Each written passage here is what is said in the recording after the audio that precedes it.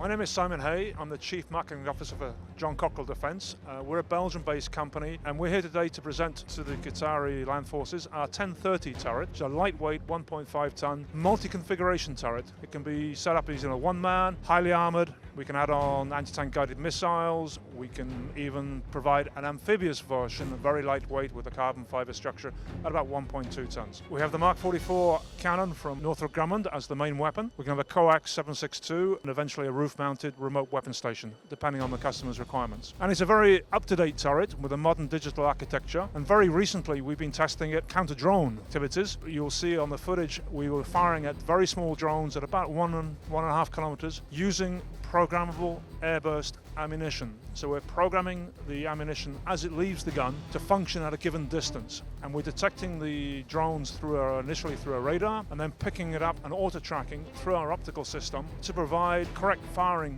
solution to defeat the drone. Because the airburst ammunition, it will function at a given distance, but the fragmentation comes backwards. Well, the turret itself is based on our 3000 series turret, of which we've built over 700 for customers in the Middle East and the Far East. And now we have an Indian customer as well for the 3000 series. So it's a very proven configuration. And what we've done specifically for the medium caliber version is to shrink it down to a much lighter variant. And we think we are the lightest unmanned turret on the market, where you still have access to the weapon system from within the vehicle, so you can clear blockages or reload the main gun, because we have an ammunition capacity of around 350 rounds, so you can reload from under armor, which is a very important feature in this marketplace. And recently we were present in Doha to do a customer demonstration at the mid-December.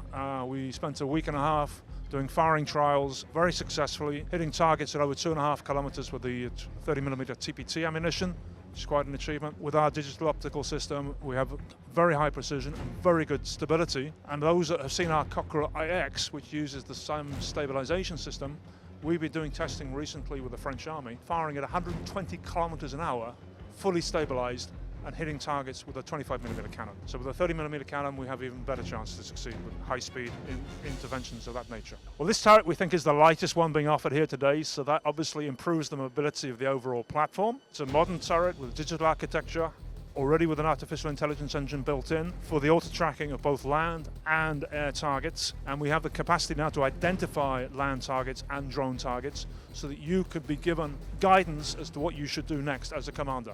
This is an ongoing development which is artificial intelligence engine based and using wargaming theory, wargaming practice against another artificial intelligence engine.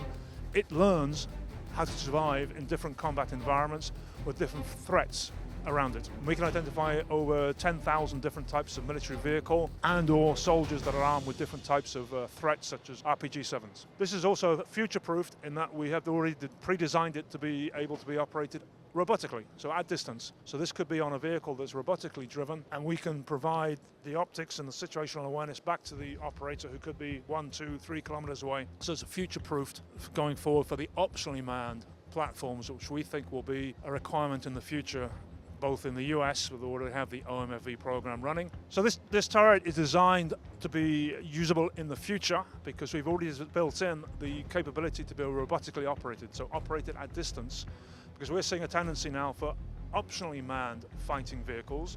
So you may have a vehicle where you operate with the crew on board, or you let it operate robotically with a crew behind. So this could be a Pathfinder scout vehicle that's operated by a master vehicle behind. We're already set up to do all that, so this is sort of future-proofing it for the next 10 years, 15 years, with a digital backbone and a very high-speed architecture already built into the system.